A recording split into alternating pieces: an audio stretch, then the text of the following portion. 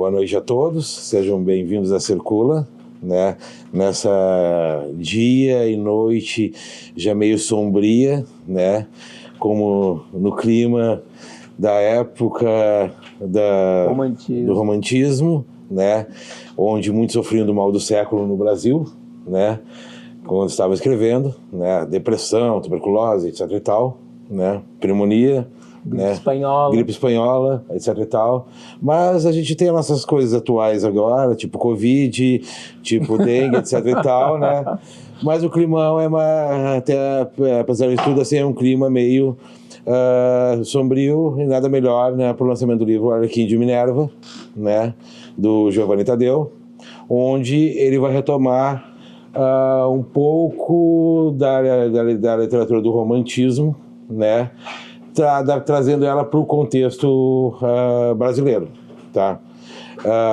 Na prática, eu poderia dizer assim, foi uma das obras mais... Não tô falando, sou editor da Circula, para quem não sabe, tá? Todos os originais livros que entram aqui eu leio, e eu sou aquele cara que digo, o texto não tá bom, tá ruim, tem que mexer, não vai sair agora, né, Eva? Entendeu? O livro dela levou 1 ano para sair, até dizer, o texto tá maduro, beleza, tá bom, né? Entendeu? Então esse é um dos livros que chegou assim, eu li o original, e esse cara, o texto tá bacana, mexi pouquíssima coisa, foi só pontuação, alguma coisa ali, algum esclarecimento de algumas palavras que ele usava, o porquê que ele utilizava. Então o livro chegou praticamente pronto, tá? Muito bom, super recomendo, tá? De 500 livros, esse deve ser o 4º livro que eu recomendo, dizendo assim, esse livro é muito bom, vale a pena ler. Eu comecei a ler às 10 horas da manhã, ali pelas 6 horas da tarde, 7 horas, eu tinha acabado de ler ele. E disse, ó, tá muito bom isso aí, muito legal, tá? Tá, depois disso eu vou te dar um quindim. Tá. Não, mas eu não gosto de quindim. Tá? Então, assim, é um livro bacana, nesse ponto, né? O Arlequim de Minerva, esse que a Eva tá mostrando. A Eva fez a entrevista com o Giovanni no canal da Circula TV, que tá disponível aí também. Essa canal, capa linda é da Lu Hope, tá? Que ela refez a capa. Tá, a coruja por quê? Porque ela remete a Minerva. Porque a deusa Minerva tem uma coruja no ombro. Tá, mas beleza, antes de chegar, então, beleza, vamos começar então primeiro assim. Giovanni já tinha saído esse livro numa outra editora, né? E a gente acabou fazendo a republicação dele, a revisão dele, e sendo para a Circula, tá? Com, assim, todo aquele cuidado que a gente tem, que quem conhece a Circula sabe que a gente tem na produção dos livros, né? Não é mais uma obra, toda obra é uma obra de arte, né? Ela é pensada para ter a sua vida, seu projeto próprio, etc e tal. O da Patrícia foi assim, o da Eva foi assim, o teu foi assim, e todos os livros da Circula são assim, tá? Mas, assim, antes vamos falar em si do próprio livro, da história, eu queria saber, assim, Giovanni, da onde que saiu a ideia de escrever o Arlequim de Minerva, tá? E junto a isso, tá? Quando saiu essa ideia do Arlequim de Minerva, por que Frankenstein? Por que essa busca do Frankenstein? Espera um pouco, essas são 2 perguntas. Sim, exato. Sim, então vamos, a primeira é da onde é que saiu a ideia de escrever o Arlequim de Minerva, o livro em si. A segunda, junto, que tu pode responder junto, tá? Por que Frankenstein, tá? E segundo, a terceira, porque essa busca, que tem uma busca do Frankenstein durante todo o livro, né, que vai ser o Arlequim, né, por um acerto de contas com a Mary Shelley. Da onde é que vem essa ideia? Tá. Depois de anos que eu fiz o meu curso universitário, o meu curso dentro da universidade em filosofia, tá? Licenciado em filosofia, e depois casei, fui ser pai, e depois que eu achei, porque eu tenho um apelo muito grande de ser pai, de ser cuidador. Então, depois que minha filha fez 18 anos, eu voltei à universidade. E me deparei, tinha feito análise, né, uma terapia analítica chamada filosofia clínica, com uma professora maravilhosa, tá? Em 7 meses, mais ou menos, o resultado, ela disse, aqui acabou o teu processo de filosofia clínica. Tá aqui, tu terminaste, eu terminei com uma poesia, tá tudo aqui na tua poesia. E aí ela me indicou voltar para a universidade, para a educação. Eu voltei para a educação na URGS fazendo extensões, e ali encontrei, entre outros professores, um colega me disse, tem um professor de escrita criativa. E aí fui assistir às aulas dele, só que via que os autores eram sempre os mesmos autores citados. Mary Shelley não tinha apelo nenhum. Quando se falava, talvez eu tenha falado de Mary Shelley, não vi nenhum tipo de emoção ou sobre ela. E aí me instigou a pesquisar a vida de Mary Shelley. Ou seja, ela estava fora do cânone da escrita criativa. Ela está fora, exatamente. Ela era tipo uma persona não grata dentro da universidade. Aí eu fui ver e eu fiquei extremamente tocado, com empatia da biografia da Mary Shelley. Assim eu disse, mas que coisa, por quê? Se ela já sofreu o ostracismo na época dela e agora tem que sofrer novamente o ostracismo. Então eu quis retomar a Mary Shelley, tá? E eu fazer uma lacuna. O professor da escrita criativa ele dava sempre, na penúltima aula, 5 escritas, ele pedia que cada aula fosse escrita, que fosse emendadas, e que disso surgisse uma escrita criativa. Ele me deu essas 5 escritas de outros 5 colegas, nenhuma casava com outra, foi ruim a minha escrita, porque assim, eu tentei o máximo costurar, não consegui chegar a uma criatividade, e quando eu li, ele disse, mas isso não é escrita criativa. E aí é que surge o dragão. Quando eu sou desafiado, aí surge o dragão. Aí eu disse, então, professor, o senhor me dá chance à próxima aula, vou lhe mostrar uma escrita criativa. Deixei de lado os trabalhos, peguei Mary Shelley e a ideia veio para mim pronta, como se fosse um relâmpago, sabe? A coisa estava formada. Eu só tinha que botar na ordem. E aí eu desenvolvi. Quando apresentei na aula seguinte, professor, porque era em 5 páginas de ofício, e eu pus as ideias, ele me olhou com uma cara de espanto e disse, tu conseguiste fazer isso em 5 páginas? Eu disse, com aquela cara de que não esperava nada menos de mim. Sim, professor. Então, eu peguei essas 5 páginas que eu desenvolvi e depois fui fazer o livro. E o livro contém muitas ideias. É um livro bastante cheio rico em ideias, porque eu usei brasilidade, os movimentos principais brasileiros. O livro é um livro de brasilidade. É um livro que, só intervenindo aí, é um livro que fala assim das coisas do Brasil. Apesar do Arlequim, tá, que o Arlequim é o personagem brasileiro, ser a transformação do Frankenstein no Arlequim, depois de se encontrar com os Tupinambás, tá? O resto, o referencial é brasileiro. E aí vai fazer ponte com algumas coisas da cultura da elite, etc e tal, mas o referencial forte do livro é a cultura brasileira. Estereótipos e personagem, folclore e tal da cultura brasileira. E aí tá a grande riqueza do livro. Movimentos culturais, etc e tal, coisas que acontecem na alta sociedade, na baixa sociedade, coisas que te vivenciam no cotidiano.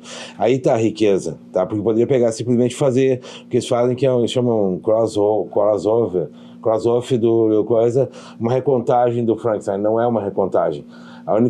A história do Frankenstein acaba quando ele sai de um bueiro de Paris, vendo um paper, um panfleto do Brasil, e vem no navio para o Brasil. Ali acaba a história do Frankenstein da Mary Shelley, tá? E ele só vai se reencontrar com a Mary Shelley lá no final por um acerto de contas. Que eu já vi também que é um acerto de contas teu com o autor também, né?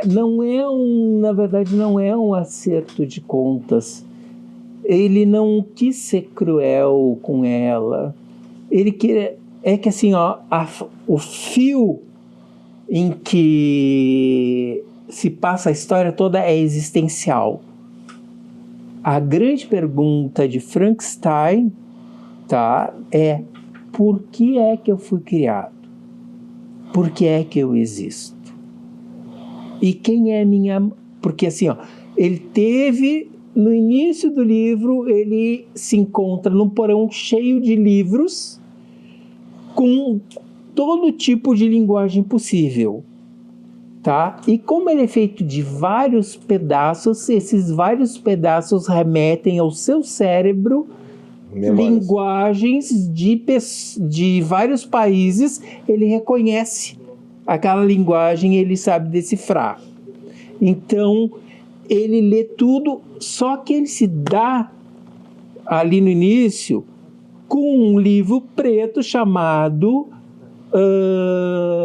ou Prometeu ou Frankenstein moderno, ou Prometeu moderno ou Frankenstein moderno. E aí, ele lendo esse livro, ele se dá conta que está muito próximo do seu ser, daquilo. E ele quer saber quem é a mãe dele e quem o fez e por que o fez. Tá? Nisso passam séculos, porque ele tinha tanta cultura, porque ele ficou muito tempo naquele porão lendo livros 1000. Ele tinha tanta cultura e a feiura dele era tão grande que as pessoas não aguentavam.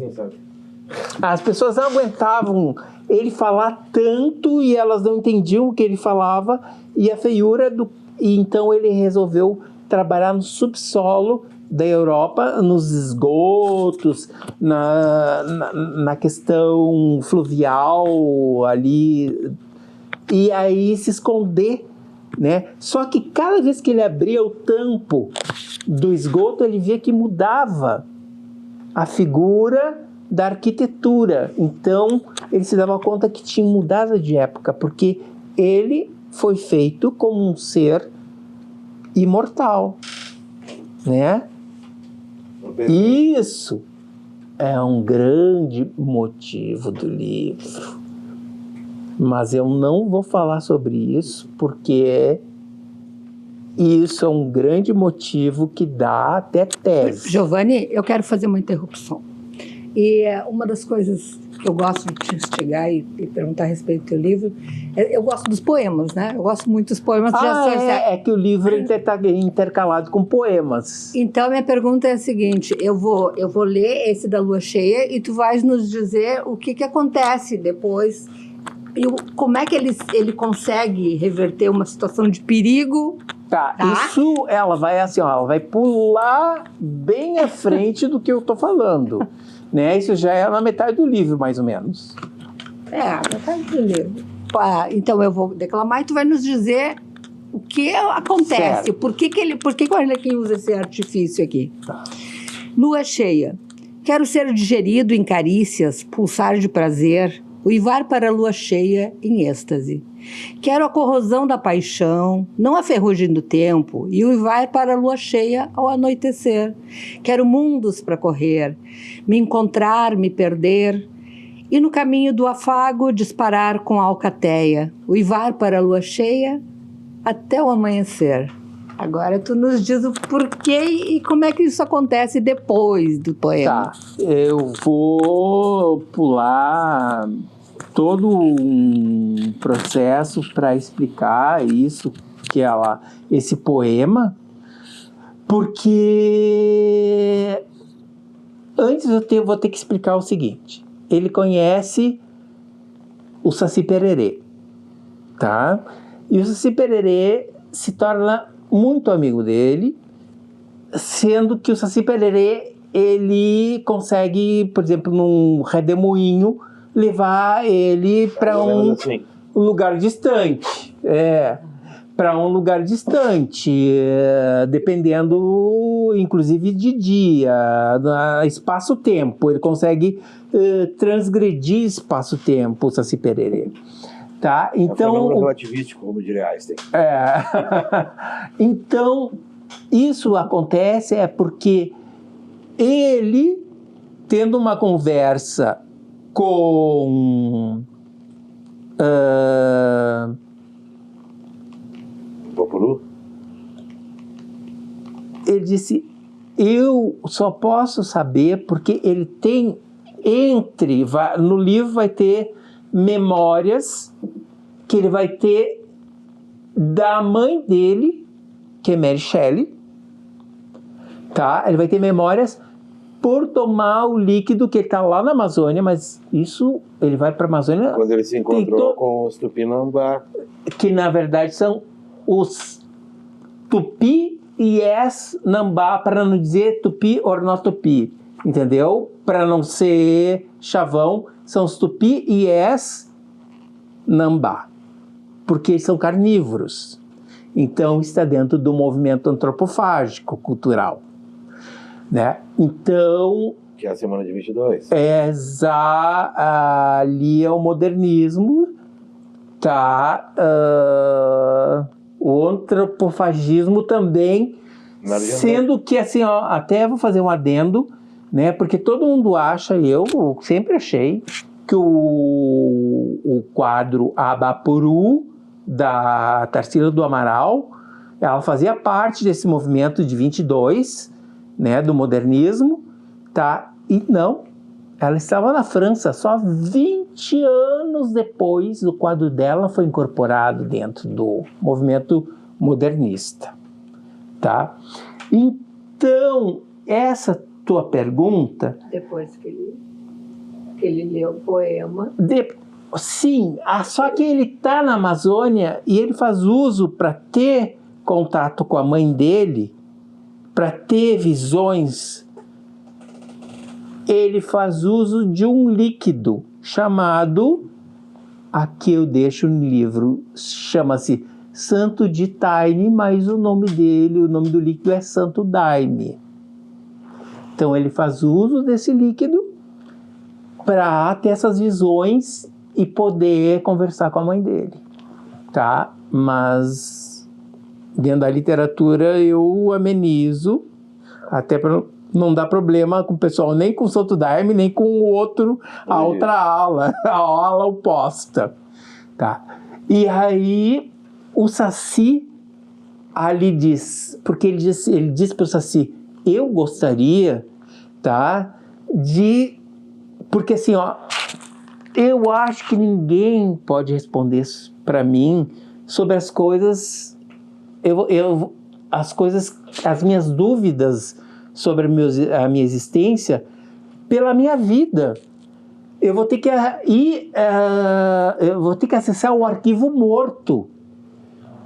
Aí o Saci disse, mas como é que tu vai ter alguma coisa no arquivo que é morto? Eu disse, não é morto de ser, é morto de ideias de vários personagens da história que estão nesse arquivo. Não é um arquivo morto como um arquivo liquidado. É um arquivo, só que eu teria que ir para o mundo de Caronte. Ah, o Saci disse, Caronte, não conheço aqui. Aí ele disse, mas quem é que tem que pode me dar aqui, ele está lá na floresta do Amazonas, pode me dar aqui acesso ao mundo dos mortos. Caronte, para quem não sabe, é o barqueiro que levava o mundo dos mortos ao mundo diário. Sim. Dava um óbolo para ele te dava um óbolo para voltar. Se não recebesse o óbolo, tu não voltava. Mas o Saci diz assim, aqui nós temos o único que pode ter contato com o mundo dos mortos, ou com o Caronte, se chama lobisomem, ou lison. Aí, se tu quiseres, porque ele até pode te devorar, no caso de ele não gostar da tua aparência. Se tu quiser ousar, eu posso te levar. Ele mora numa fenda de caverna e eu posso te levar lá agora. Só que eu não vou ficar contigo. Eu vou sair porque eu não gosto daquele guaipeca polguento. Tá? Nós já tivemos um problema sério de um romance e que nós dividimos a mesma Índia. Não me lembro Jaci. E aí o Arlequim diz, tudo bem, eu aceito, tu me leva a essa fenda de caverna, que eu vou fazer uso do saber, ou se realmente o lobisomem ou o lison, porque ele tem os dois nomes, né, lison ou lobisomem, pode me levar. E aí, quando chegam, o Saci leva ele à porta da caverna, ele diz assim, tu dá 3 assobios, e se tu ouviu os 3 assobios voltarem, é porque ele vai sair da caverna e vai questionar o porquê tu tá chamando ele. E o Saci deixa ele lá, ele faz isso, chama o lobisomem vem, tá? E acha muito estranho aquele ser e xinga ele. Como é que tem ousadia de me chamar? Quem é tu? Aí ele diz assim, se tu não pronunciares alguma coisa que eu goste, eu vou te devorar. Aí o Arlequim fecha os olhos e... Um minutinho agora. E faz o poema. Lembrem das Cerbeiras, né? Cerbeiro, cão do inferno. O Lison compra aqui um pouco a noção do Cerbeiro, de vai te deixar ou não entrar. E o Cerbeiro também tinha a mesma coisa do desafio que tinha que intimidar o Cerbeiro para poder entrar, que era o cão de 7 cabeças que guardava as portas do inferno. O lobisomem vai cumprir um pouco esse papel. Sim, porque no Brasil não teria o Cerbeiro, né? Era o lobisomem que faz esse portal entre o mundo dos mortos e dos vivos. Vai continuar. Né? E então o lobisomem, ele tá com, inclusive os caninos já estão de fora para devorar, e diga uma coisa que eu não vou te devorar. Aí o Arlequim fecha os olhos e diz aquele poema que a Eva pronunciou. E aí quando o Arlequim abre os olhos, na frente dele não está mais o lobisomem, mas um índio. Porque ele podia se transformar em uma espécie tipo humana, ou se não o lobisomem. Só que o índio, entre aspas, tem um órgão desproporcional do qual não dá para não perceber. E aí, mas mesmo assim, tudo bem, ele vai me levar ao mundo dos mortos, né? E aí Lá no fundo eu falei que você pensou, ih, ferrou. Então, eles adentram. Nisso tudo, o lobisomem sente cheiro de morte em torno do Frankenstein, que ele não é mais Frankenstein. Ali já não é mais Frankenstein. Aí ele já é Arlequim. Porque ele vem se transformando aos poucos quando ele pisa no Brasil e as tribos vão fazendo pagelanças e coisas do qual ele vira negro, porque eles passam genipapo em todo o corpo dele, enquanto numa pagelança, e o genipapo, em contato com a luz solar, o suco do genipapo, deixa a pele negra pelo menos por 30 dias, tu não consegue tirar aquela cor. Então, ele é negro a partir daquela pagelança que é feita. Tá? E bem sensual, né? E bem sensual, né? Não, e as cicatrizes e o cheiro também vão-se embora depois disso. Né? Quer dizer, fica algum resquício, mas não daquele jeito que era. Né? E aí ele vai com o lobisomem pela caverna e ele sente que eles estão sempre descendo,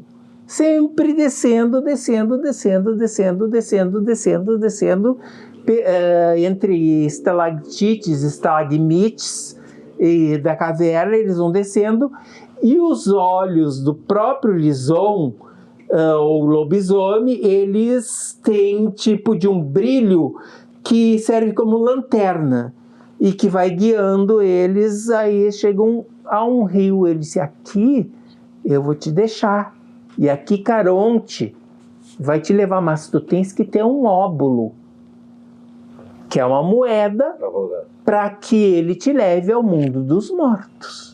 Giovanni, nós vamos... Agora, calma, tu ouviu isso? Do Caronte? Não. Ô, Terezinha! Ô, Terezinha! Alô, Terezinha!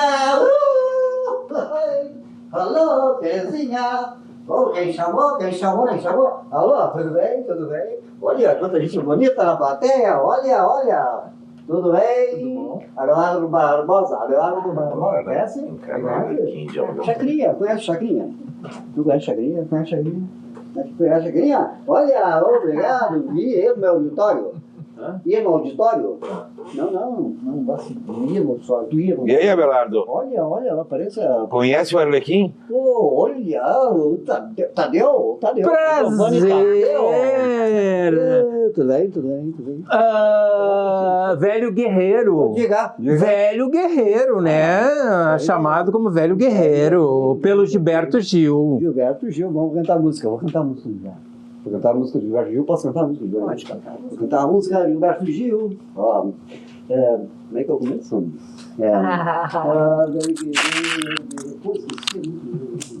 Não lembra? Alô, aquele abraço. Aquele abraço, Chacrinha. Alô, Terezinha. Aquele abraço. Alô, Terezinha. Aquele abraço. Alô, Ana da Portela.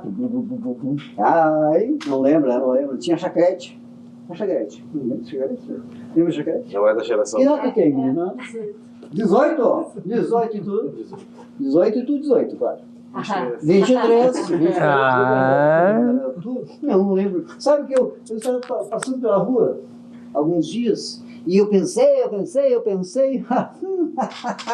Olha, comecei a perguntar para as pessoas. Estou falando baixo ainda? Melhor. Eu comecei a conversar com a gurizada, sabe? Perguntar Chacrinha. Eu tive uma surpresa até, tive uma surpresa maravilhosa. Muita gente conhecia o Chacrinha. Nunca tinha visto o Chacrinha pessoalmente, claro, né? Mas conheci o Chacrinha, historicamente, como é que era o Chacrinha, tudo. Que bom, né? Porque eu queria saber se minha apresentação... Sim. Ia ser, então, O programa que foi originalmente brasileiro, porque depois foi cópia, os outros programas de entretenimento foram cópias. Filha, eu mesmo, troquei tudo. My boy, lembra do My Boy? Não, esse não tá no livro, mas é o Chapeuzinho Vermelho. É o Chapeuzinho Vermelho, My Boy. Nelson, Não, mas daí você diz, Terezinha! Todo mundo, vamos fazer, estamos no auditório Chacrinha. Era uma bagunça, eu tava vindo, era uma bagunça o meu programa. Olha, era uma bagunça gostosa. Era uma bagunça bem ajeitada. Parecia um circo. O que vai jogar pra gente aqui no auditório? Pera aí um pouquinho, vocês. Quem gosta de banana? Quem gosta de banana? Quem gritar mais alto? Olhem no YouTube o programa Chacrinha. É o primeiro programa originalmente brasileiro. Não copiou nenhum programa estrangeiro. Enlatado. Tem a referência, era um cenário de crise no Brasil, então ele pegava assim no palco, Rede Globo.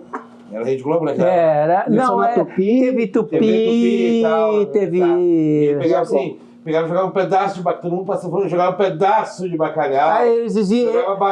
Quem quer bacalhau? Quem quer bacalhau? Aí ele jogava pro público um pedaço de bacalhau. Era um protesto político do governo militar. E assim, ó, quando o Calouro, porque era um programa também de calouros, ganhava o troféu abacaxi, do qual ele tinha uma buzina ao lado, que quando era muito ruim, o cara ele buzinava e levava o abacaxi pro cara levar embora.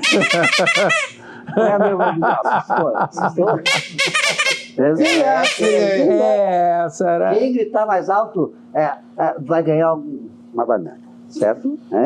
Então vamos combinar? Vamos fazer uma interaçãozinha. Primeiro tem que fazer a Terezinha. Eu vou dizer, ó, Terezinha, e todo mundo. Ele dizia Terezinha e a plateia em cor fazia quem gritar mais alto vai ganhar o bacalhau. Quem gritar mais alto vai ganhar. Terezinha, ele diz vamos lá, Terezinha. Mais alto vai ganhar a banana. Terezinha. Vai. Olha, hein? Olha, lembrou um guri que eu conheço? Tu lembra de alguém que tinha esse cabelo assim quando era mais novo? Quando era mais... Quando era maior. É isso aí. Agora, eu vou cantar uma música assim, ó. Assim, uma música que eu gosto muito. Ninguém sabe cantar aqui? Ninguém sabe cantar. Tu canta. Alguém sabe. Vai. Não, eu sei cantar, mas... Nossa. Terezinha, pode ficar sentadinha. Olha só. Como é seu nome, Juliana. Só Ju. É Ju mesmo? Sim. Ju. Eu vi o Chacrinha, um programa desse, sentando no colo das pessoas. Eu achei aquele tão circense. Sabe? Existe uma câmera. Olha, ali. Não estou acostumado com câmera. Ju. Chacrinha, você é o cara que era rodeado por câmeras? Que é isso? É mesmo. Mas é aqui nesse tipo de câmera, porque nas câmeras que eu usava, Giovanni, as câmeras estavam nessa sala. Auditório. Muita câmera. Aqui tá o auditório. Gente, era uma bagunça, Ju. Tu não sabe a bagunça. Tu é da faculdade? O que tu tá fazendo na faculdade? Teatro. Mais um pro time. Eu vou sempre. Tinha que ter uma marcação, porque eu vou ficar perto. Vamos botar aqui uma banana aqui pra marcar aqui. Pronto. Opa, olha, a banana saiu voando. Aqui, atenção. E aí, vamos cantar? Marquei, vamos cantar. Que música? Tu gosta de que cantor? Não sei. Cantor que tu gosta, moderno, brasileiro? Bem moderno. Nem Mato Grosso, não. Tu sabe cantar alguma coisa em inglês? Talvez. Talvez? Tá valendo, porque vai valer. Olha, se cantar errado. Tem no meu livro lá do início de Secos e Molhados. É fã? Uhum. Só tem uma coisa, eu li o livro todo, em 1h30 eu li o livro. O livro hipnotiza. Aí então, Jô, você vai cantar, olha, vai ganhar a banana, vai ganhar o caixa todo, porque não tem que fazer essa banana, minha banana caiu lá com o vento. Jô, cante Nem Mato Grosso. Se ele não gostar, ele toca buzina, tá? Então vai. Essa, assim, assusta, né? A buzina do Chacrinha. E ficava aquele povo na minha volta. Maravilha, que povo maravilhoso na volta. Tudo pobre, tudo pobre. Se eu não Povo, sabia povo. que era homem, era mulher, porque era tudo Isso. cabeludo. Naquela época já tinha o andrógeno, incrível, né? Já tinha pessoas andrógenas, gritando, pulando, eu achava muito louco. Agora, e tinha as paquete, as Chacrete. Chacrete, que são aquelas dançarinas que eram ousadas. Que é as assim. modernas meninas do Faustão, sabe? Isso A Rita foi Cadillac, criado lembra da pelo Rita Cadillac? Chacrinha. Não. A Rita Cadillac não conhece? Nem hoje não conhece. Ela mandou fazer um filmezinho aí bom. Né? A Rita Cadillac. Caiu o nível dela. Mas também tem a Vera Furacão, que tu falou da Vera Furacão, tu sonhava com a Vera Furacão, né? A Vera Furacão, né? E tinha também a Índia Potira, minha preferida, minha Lagoa Azul. Juba, ficamos um tempão aqui. Eu tô querendo fugir da câmera. Jô Cante, nem Mato Grosso. Agora? Pode ser agora. Não, Pode amanhã. cantar. Amanhã. A minha voz, do jeito que tu quiser. Vira do outro. Vira lobisomem. Vira homem, vira lobisomem. Vira, é mesmo. Oh, jurei mentiras, né? Jurei mentiras e vivo Vai, só. Ju, vai lá, Ju. Vai, Ju, vai. Solta. Vai lá, maestro. My boy. Os pecados. Quem sabe canta. Vamos lá. Os ventos do norte não movem moinho. Olha, uma batida. Giovanni, E vai. o que me resta é só um gemido. Minha vida, meus mortos, meus caminhos tortos. Meu sangue latino. Minha alma cativa. Vai, tá bem. Tá com a buzina, tá bem. Continua. Vai lá, Ju, vai lá. Rompi tratados, traí os ritos. Quebrei a lança, lancei no espaço. Oh, my boy. Um grito, um desabafo. E o que me resta é não. Troféu abacaxi. Mas leva banana. Não tem abacaxi, leva banana. Roda, e avisa. Um minuto pro comercial. Alô, vizinha. Está no ar a buzina do Chacrinha. Senta, Ju, pode sentar. Com o apoio de lojas pernambucanas, cobertores. Gelol! O gelol você não Gelol. passa mal. Pode sentar, vai pro trono ou Liga aí, Circula. Vai pro trono ou não vai? Como é o seu nome mesmo? André. André, o que tu faz, André? Sou ator. Ator também? Ator, é. Está em qual faculdade? Estou na URGS, faço Na teatro, sou URGS. colega dele, né? Coincidência, olha, os três. Tô evidente, né? Né? E tu? Eu sou fã da Circula. Se escapou assim, ó, pela tangente. Agora, eu vou fazer. Eu também lá no meu programa, eu fazia. Digamos, era o melhor, o mais bonito isso e aquilo, lembra? A mais bonita estudante do Brasil. Tem mais velho que eu, né, velho? Eu tô te chamando de velho, né? Eu tô te chamando de velho, né, pô? Pode falar pra mim. Tu aceita. Tranquilo. Vai, então. Olha só, tu lembra da mais bonita estudante? Cada menina linda. Lembra das gurias lindas? Lembro, Sabe que eu senti No falta? patrocínio de Melhoral. Infantil, vem. Mas era. Melhoral infantil agora aqui. Ela vai cantar. Ela disse que vai cantar. Não, Ela não, não quero ser abusada, Tem não. uma concorrente aqui. Não, não Que quero que ser tu faz? abusada. Tu canta. Não, eu danço, Ah, então, não, eu só ótimo, danço. então ela dança e canta, é uma artista completa, né, Ju?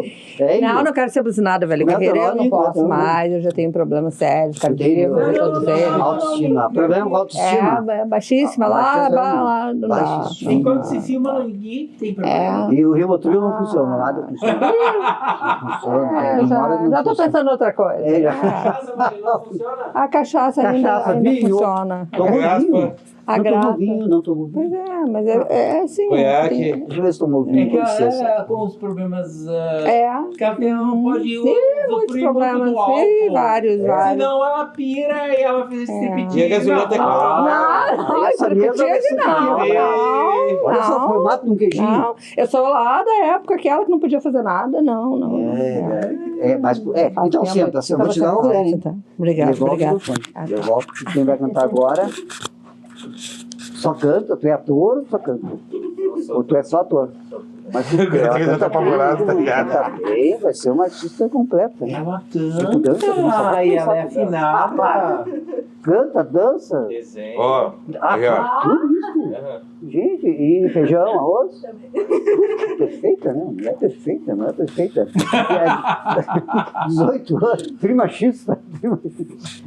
Então agora, eu quero fazer um acordo, eu vou fazer uma mágica. Eu sempre trago mágica, né? Sim. Sempre trago, tu sabe, porque eu vim do circo. Eu vim do circo. Meus primeiros shows foram do circo, em lugares estranhos, né? Vamos começar. Eu estive no circo, ia dizer assim, em Santa Catarina. Sabe esse circo? Vocês são teatro. Vocês são teatro. Eu vi um negócio muito interessante, eu, Chacrinha, vi um circo do interior, uma coisa muito louca. Mas quando eu vi o circo aqui do... Soleil? Não, o outro, esse que está aqui agora. Girassol? Tem um outro aqui no... Está aqui agora. Aqui perto do Beira-Rio. Do ator, Tony Ramos. Certo. Não. Não, é de um ator. Marcos Frota. Marcos Frota, é. Mas tem uma- isso. Isso, Marcos Frota. Gente, É que tem os dois Marcos, né? Um que faz mágica seminu e outro que faz circo. mágica Você é o circense, Alexandre. É. Não, mas o sobrenome é o mesmo. Deixa eu sair. Pois é. Sim. É. Mas eu quero falar sobre o teatro. Já que eu estou aqui, é uma coisa tão, né, orgânica. Eu vi o que eu vi no circo. Eu vi o medo, eu vi o pessoal que trabalha no circo. A gente é ator, né? E a gente acha que é super-herói. Todo mundo acha que ator é super-herói. Dançarino é super-herói, né? Dançarino, já viu? Ensaio, ensaio não, mas o pessoal dançarino fazendo ensaios. E os caras se atiram na loucura. Nós atores somos uns cagões perto deles. Mas no circo, então, muito louco, fica intenso, tudo, tu paga pra te peidar e fazer xixi. Dá um medo, cara, o pessoal é bom mesmo, mas então eu aprendi uma mágica. Vocês foram no circo? Não é circo, Nunca foram assim. Não, eles foram, foi nesse aí do Cristiano Frota, né? Cristiano Frota, né? Eu guardo bem o nome. E aí, olha só, aqui, ó, quer ver? Opa, desculpa. Opa. Sim, dá um susto. Lu, cadê tu? Aqui, Lu. Cadê quem é a Lu? A Lu canta. A Lu canta, A Lu mas ela canta, mas não mas encanta, né? Encanta. É a voz do além, cara. Aqui, ó. Lá em cima, lá A em voz cima. do além, daqui a pouco, assim, ó. Olha, parece uma princesa. Então, olha só. Já que tá acabando o nosso patrocinador aí, né? Então a gente vai fazer o seguinte. Vou fazer uma mágica. Põe aí no teu aí. Tá? Vou fazer uma mágica contigo, vou mostrar como é que o Saci fazia, tá? Saci. E eu vou te levar pra outro lugar bem longe daqui, porque eu já enchi o saco da tua cara, tá, cara? Tá bom. Diga. Então vamos lá, vamos dar uma voltinha aqui, ó. Vamos. E fala aqui! Fazer a mágica. Não tem mágica agora. Ele só vai terminar de fazer a mágica. Tá. A mágica. Tá. E te prepara, velho, te prepara. 3 morreram, foram 3 mortos. Muita coisa. Não, tá lá dentro. Vamos pegar lá. E a câmera tá ali. Ali. Tem muita coisa ali. Como é que é a bolinha, hein, rapaziada? Vermelho. Nossa, mais balaca aí. Que cor é a bolinha? Qual que é a cor da bolinha, galera? Vermelho. Vermelho, né? Ela vai. Olha só. Segura aqui a bolinha. Aí não fecha a mão. Vou pegar essa bolinha, colocar nisso ali. E assim, vou colocar a mão no coração. A outra. Aperta bem. Levanta a mão pra cima. Baixa a mão. Levanta a mão assim. Gira. Alô, Terezinha. Alô, Terezinha. 3 minutos de comercial. Não abre a mão. Agora, só. Agora aqui. Aqui tem uma bolinha, aqui não tem bolinha, aqui tem uma bolinha, né? Abre a mão. Meu Deus! Muito inacreditável. Muito bom. Literalmente ficou com as bolas na mão. Giovanni, obrigado. Obrigado. Obrigado, eu volto com o seu Então, assim.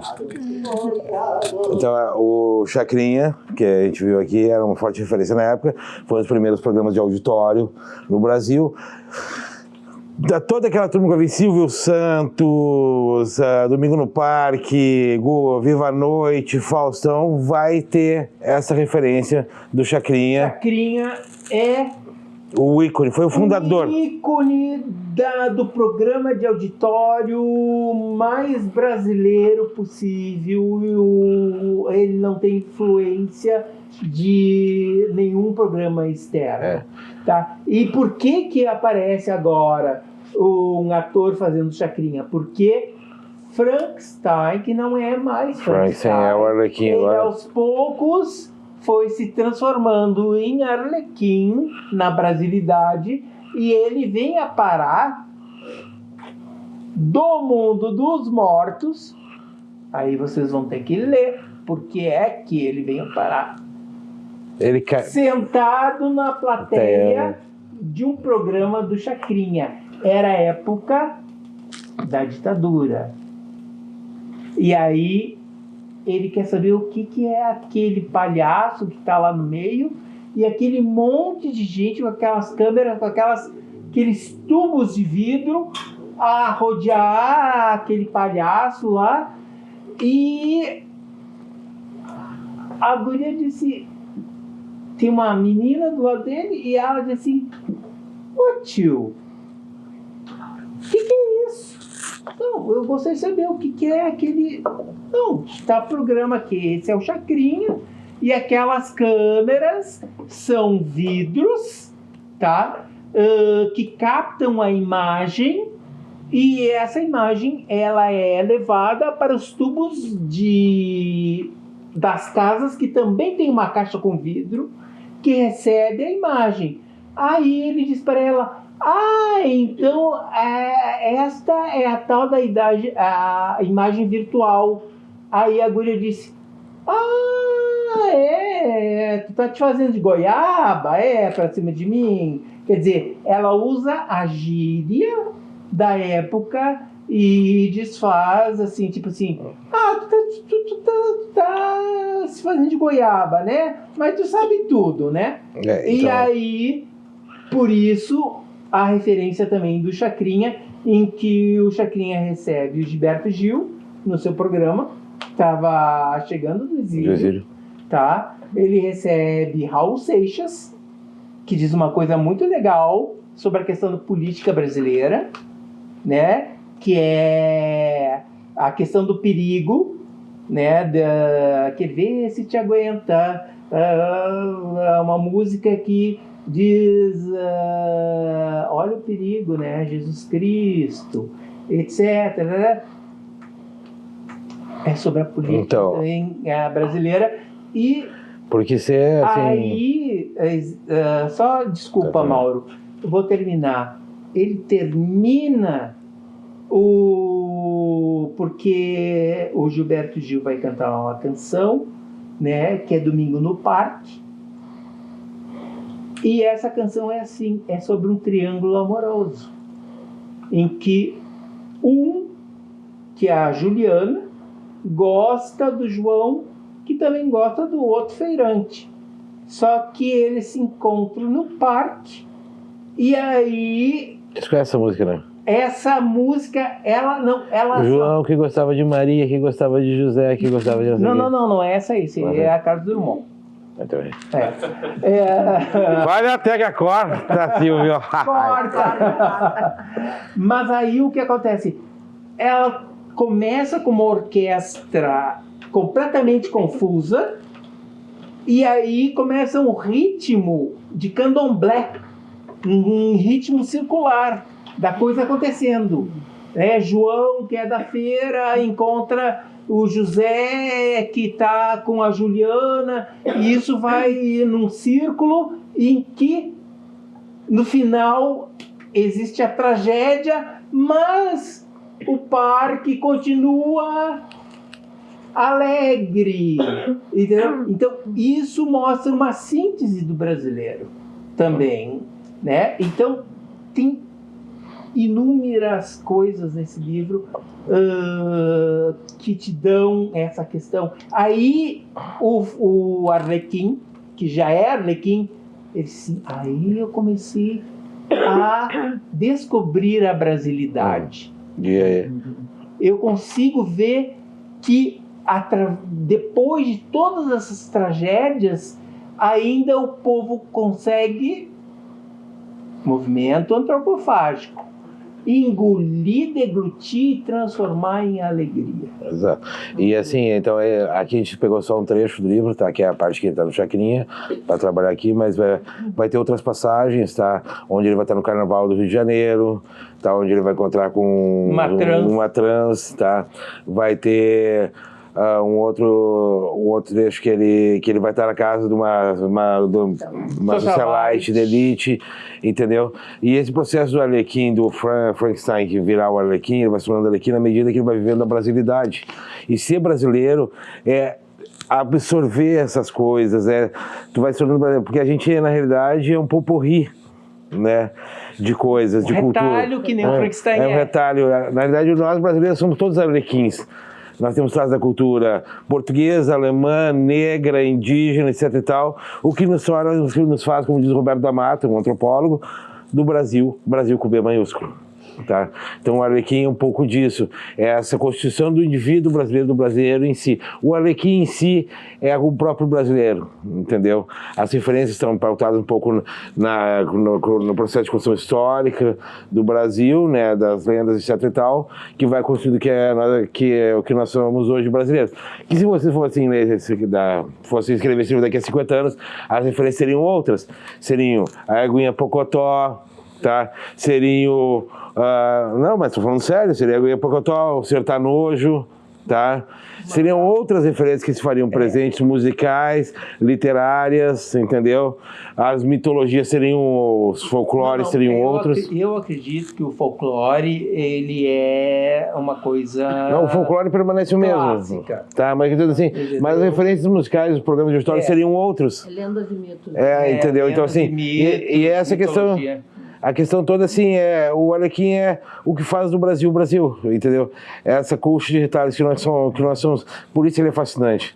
Mesmo para quem não tem uma referência, não conhece a referência do próprio Chacrinha, das coisas que fala ali, tu vai te levar a pesquisar, entendeu? Vai te levar atrás, vai te despertar certa curiosidade. Principalmente vocês que são cênicas, devem, e aí, eu, se fosse professor, eu digo, devem pelo menos ver 3 programas no YouTube do Chacrinha. Você vê o que é performance em palco, tá? De um cara que fazia ao vivo, não era gravado. Alguns eram gravados, tudo bem, mas ele fazia ao vivo a gravação, tá? Então assim, e aí deixa um pouco assim, né? Convite para ler a obra em si, né? Mas também agora eu quero saber o que vocês... Se querem fazer alguma pergunta, perguntar alguma coisa. Só uma coisa. Nós não demos... Então... Nós não demos a resolução final, que só quem vai chegar ao final do livro é que vai ter a resolução final da história. Exato. Tá, então assim, aí a partir do que vocês viram aqui, a ideia agora é abrir espaço para vocês fazerem algumas colocações, perguntas que vocês acham, curiosidades, tá? Porque a gente tem um espaço limitado, né, de tempo, entendeu? Senão a gente poderia ficar aqui a noite inteira. Eu sou um cara que gosta de falar, o Giovanni também gosta de falar. Eu vou ter que começar a bater aqui. Eu já tô com 3, beliscar. Eu já tô com 3 hematomas aqui nas costas, que o cara me deu, entendeu? Sabe? Pra que todos fiquem bem, eles vão começar com as a Lei Maria da Penha e a Lei João Penca, né, cara? Entendeu? Então, assim, queria abrir vocês que querem fazer algum questionamento, alguma questão, entendeu? Curiosidades. Algum eu acho que para ti, assim, por exemplo, que eu falei contigo outra vez. Dúvida, alguma coisa que ficou solta, que vocês gostariam de esclarecer sobre alguma coisa que ficou sei lá, que ficou mal entendido, que vocês não compreenderam, ou veja bem, também se não tem nada pra falar, não fala. fiquem à vontade. Fiquem à vontade. Tenho uma dúvida. Eu gostaria de saber qual foi a tua maior inspiração. O que te levou a começar a escrever esse livro? Como eu disse no início, que o início me parece que não foi gravado, né? Foi. Não, antes que eu já tinha uma meia hora de conversa. Ah, antes. tá, naquilo ali não, sim, naquilo não. Isso é porque eu tô ansioso. Eu tô ansioso. voltei para a universidade. Fui para... depois de vamos dizer assim, 18 anos fora da universidade, né, formado em filosofia, licenciado, eu voltei depois de uma terapia. A terapeuta disse: eu acho que vai ser legal tu voltar para a universidade, e me indicou a faculdade de educação. Para mim era bom, porque como eu não moro em Porto Alegre, o trem deixa aqui no centro, é fácil. Tá. E aí eu passei por vários professores, fui o maldito, porque era o único a indagar os professores. O resto eram pintinhos, saídos dos cursos, não tinham. E aí eu comecei a indagar os professores, e lá pelas tantas, fazendo 3, 4 cursos, em extensão e em oportunidade de quem já foi aluno da URGS, né? Um colega me disse: vá assistir aula de escrita criativa. E foi ali na escrita criativa que eu vi que tinha 5, 6 escritores que o professor citava, não saía daquele. E quando falei em Mary Shelley, que Mary Shelley eu já tinha tido um contato, e aí eu vi que tinha um descaso, assim. Até não foi ele, não foi o professor, mas foi um cara importante na literatura. Ele me disse: ela fez sucesso porque o marido dela já era sucesso. Nada a ver. Nada a ver. A produção dela de Frankenstein foi um desafio do Lord Byron de que quem criasse a obra mais terrível, mais terrificante, ganharia o prêmio. Logo, ela teve que fazer, ela fez o Frankenstein, ela escreveu e botou o nome do marido para ser aceita. E o marido, em clube de literatas, disse: não fui eu que escrevi, foi a minha mulher que escreveu isso aqui. E dali para diante ela fica conhecida como escritora, né? Ela que já era uma feminista e escritora, fica conhecida, e na sua maturidade e velhice rica pela venda da sua obra. Então ele tentou fazer um resgate, né, desse personagem, dessa autora importante. Exatamente. Mais uma questão? Tem mais uma ou duas questões aí. Eu queria entender melhor essa questão da mistura da narrativa com o autor. Não sei se isso daí já cai pro final, mas porque a Mary Shelley é a mãe do Frankenstein, né? Sim, sim, porque ela escreveu. Sim. E aí eu queria entender o quanto que isso cai também na própria história, né? Porque ela escreveu a história, mas o Frankenstein não tem mãe, né? Ele tem pai. Aí essa é a ideia, né? Um jogo de misturar obra e autor. Ele tem um pai. Ele tem Victor Frankenstein, que é o médico, do qual ele é ligado.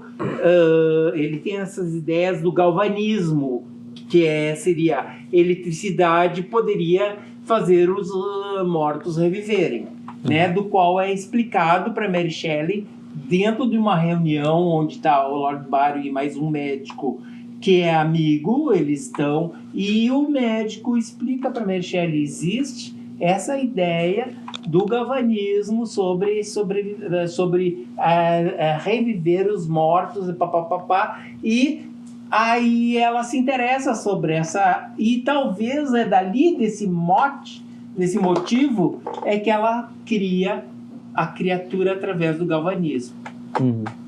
Sim, mas e aí na questão assim, eu queria saber o quanto que tipo se mistura a realidade do autor escrevendo a obra e a obra em si que já existe, da história dele ter sido criado pelo cientista. Onde que é a linha que para de ser a ficção de ter do pai brincando de Deus, criando esse ser, e uma autora que criou ele? Onde é que tem de onde é que vai essa linha de realidade e obra? Eu queria entender. Na verdade, se faz como uma nuvem, entendeu? Não tem uma linha, não tem uma linha que separa. É uma ideia que vai acobertando, né? Porque na verdade ele é pai da criação do que ela escreveu, né? E ela é mãe daquilo que ela escreveu. Então, o que acontece?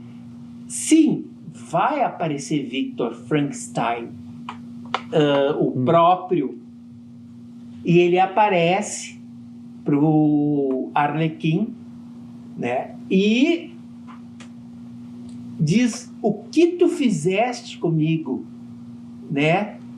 O que... Porque ele se sente pobre, se sente aniquilado, porque a criação tomou a vida do Criador, entendeu? Ela se fez mais do que o Criador. Então ele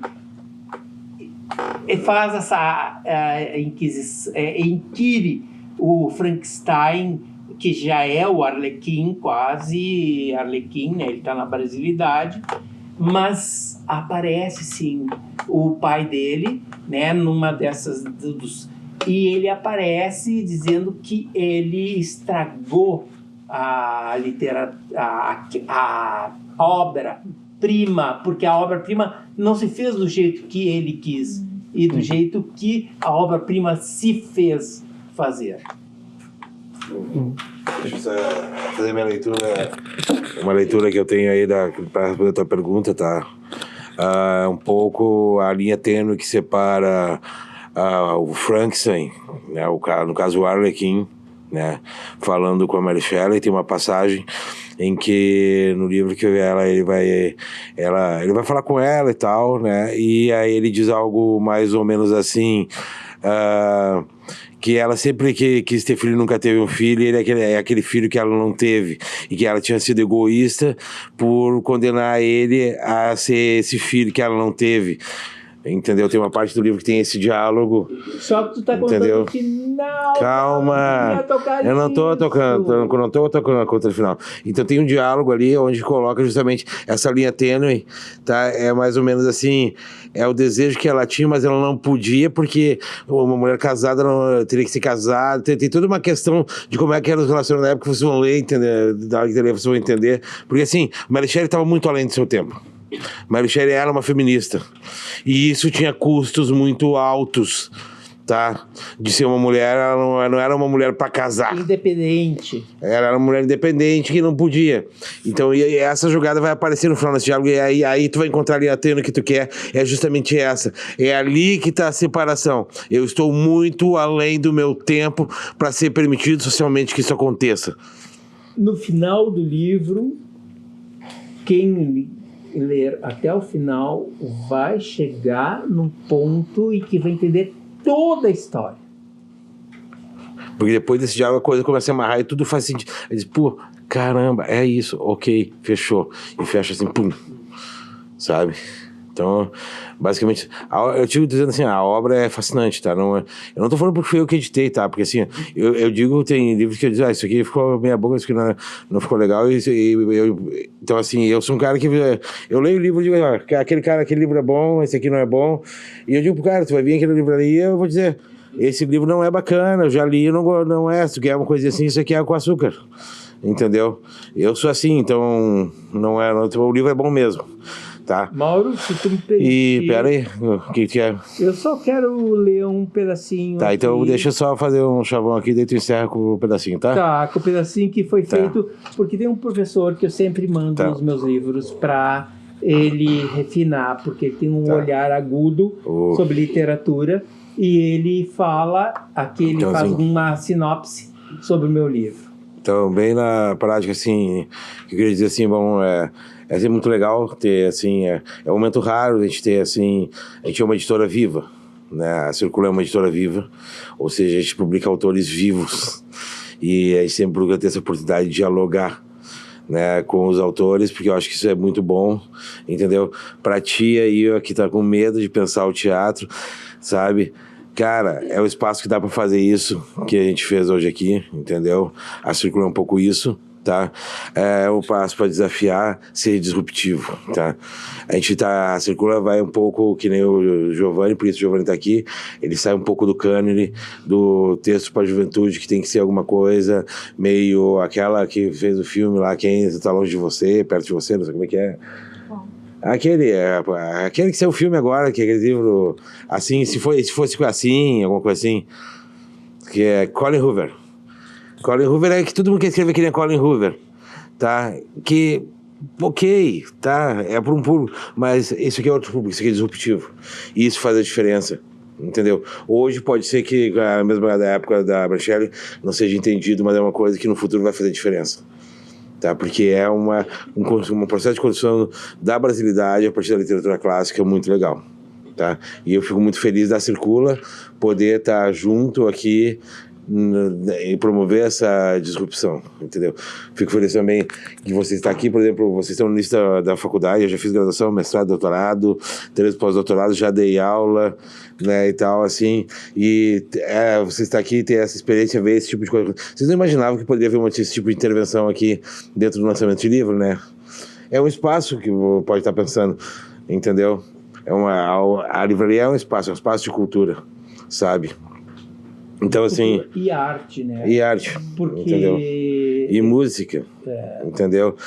Sabe? Fora desafinado no final ali, cantou bem, entendeu? Foi bem sem instrumento. Sim, mas é espaço, a Circula é um pouco isso. Então, assim, eu acho que o mais legal, assim, é ter esse espaço. São cada vez menos espaços de cultura em Porto Alegre, cada vez menos livrarias físicas, porque fica nossa palhaçada de mundo virtual e as pessoas não interagem, ficam só no iFood, iBook, não sei o quê, entendeu? E não interagem, então a gente tem esse espaço aqui. É difícil manter esse lugar vivo, mas isso é manter vivo porque vocês estão aqui. O Marcel, como diz, é um fã da Circula aqui, né? Sabe? Então a Eva também, né, que é autora, né? Agora o Giovanni, que agora, por exemplo, semana passada a gente fez uma palestra sobre os castrati. Eu fiz uma palestra sobre os castrati no tempo barroco, que foi muito enriquecedor. Muito significativo, mas curto, um espaço muito curto, porque o Papa... Sabe quem eram os castrati, né? Eram meninos com as vozes mais belas que cantavam no coro, eram escolhidos para serem castrados e continuarem com a mesma voz, só que alguns davam certo, outros não davam certo. E a família, como o aval do Papa era assim, ele vai servir a Deus como obra, entendeu? Só que o Papa depois... Inclusive, isso eu não disse na palestra passada. Interessante. O Papa agora é o Leão XIV, né? Isso. O Papa que proibiu isso foi Leão XIII. Então... Tá, então assim... Aí agora depois a gente estava falando como é que é que ele tá pensando em fazer, é que o Giovanni, assim, ele gosta de se desafiar. Quando ele fala do dragão, é porque ele gosta. Eu jogo o desafio pra ele, curte e vou fazer. Que é da ópera do. Tá falando ali em cima lá de falar lá do. Do Luc Plamondon. Luc Plamondon. Nunca ninguém aqui ouviu falar em Luc Plamondon. Luc Plamondon é assim, ó. Todo mundo ouviu falar em Andrew Lloyd Webber, né? O Fantasma da Ópera, Os Miseráveis, Cats, etc.